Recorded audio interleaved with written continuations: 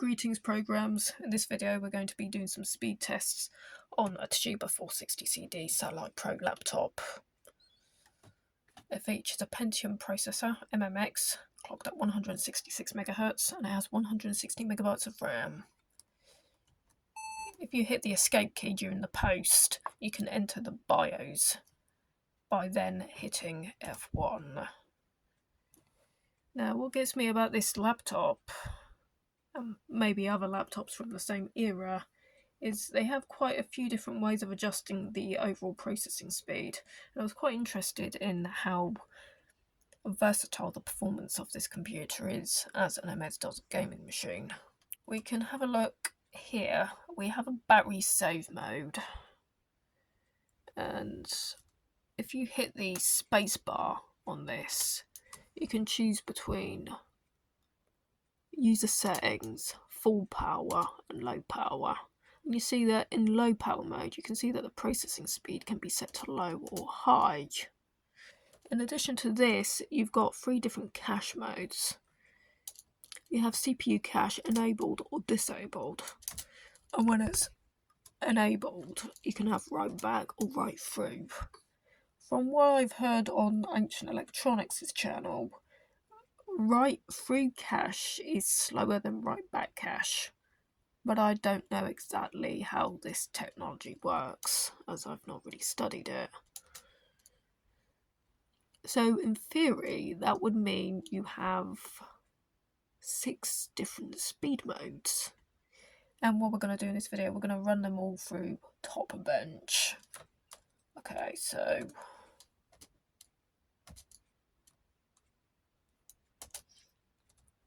we're going to begin this with full power and write back cache. And that. I'm going to see this being rebooted again. So this is a 6-speed laptop, at least in theory. One thing I seem to notice with some programs is that if you have a Pentium without its cache enabled, it can make it somewhat unstable. That's only my experience speaking, and your mileage may vary with that. Posting can take a while when you exit the BIOS.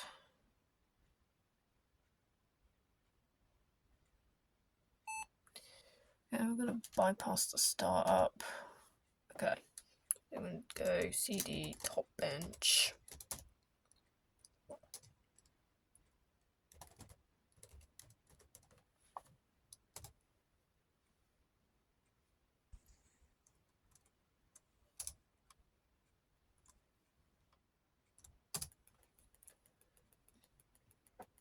Okay, so then I'm going to say that my system is comparable to a Toshiba Libretto 70CT.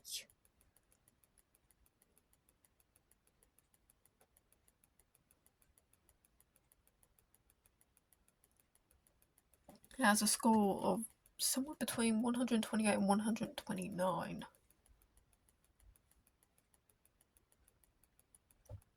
Right, so a description of a Toshiba Libretto 70CT sub-notebook with CPU overclocked 166 MHz.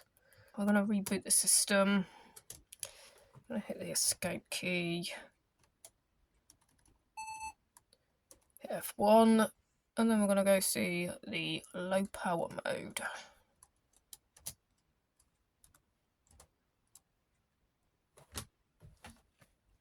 Okay.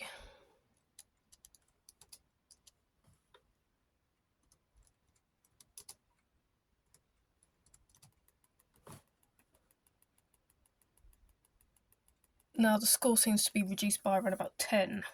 It seems to have a score of 119 to 120, or 118 to 120, as opposed to 128, 129. So by comparing low power mode and high power mode, we have managed to knock 10 points off the speed score. Okay, so we're going to go back to high power. We're going to try write through cache.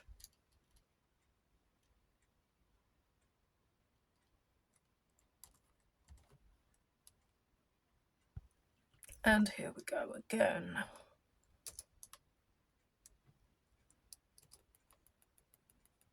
Okay, full power, but with right through cache gives us a consistent score of 117 to 118, which places it very marginally lower than a low power system.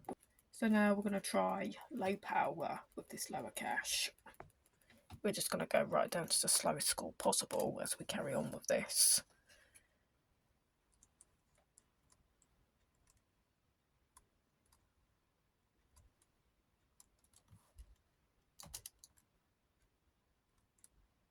There's our right through.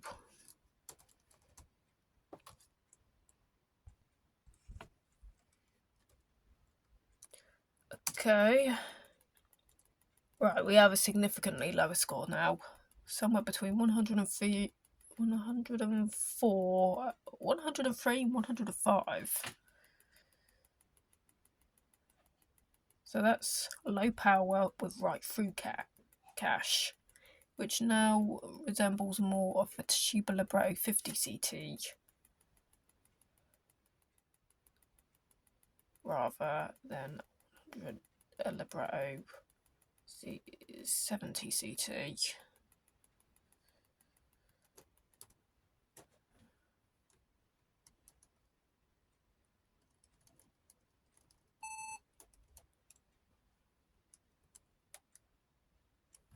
Okay, so now we're going to go back to full power, disabled cache. Right, we now know that the system is going to be significantly slower without any cache at all. Right. We now have a score of 64. This is high power processing mode without any cache enabled whatsoever, which apparently places it in league with a 386 DX40 clone, as well as the Amstrad Mega PC with snapping Cyrix 486 SRX2 upgrade CPU. Right, now we're going to try out the final mode, low power with no cache at all. I wonder if this is going to be comparable to a 286 or maybe a 386 SX.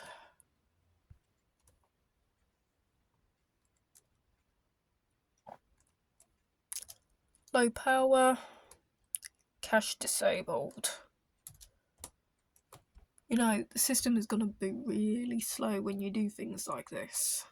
I keep telling you this, only because it's so terribly true.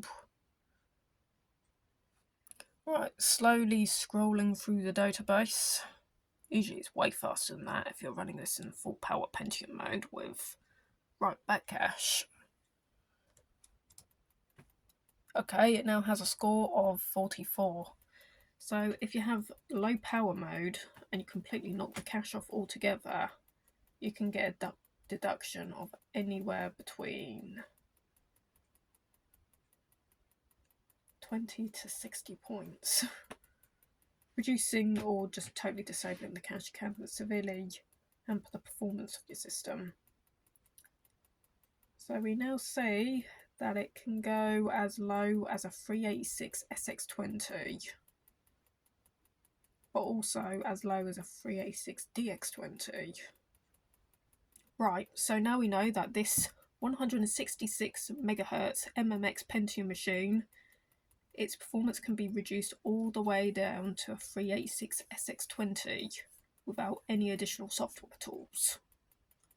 Okay, thank you for watching, and especially for your patience of getting through my rambling and highly inconsistent commentary as usual.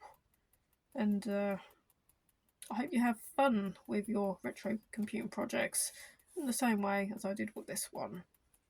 Okay, rock on.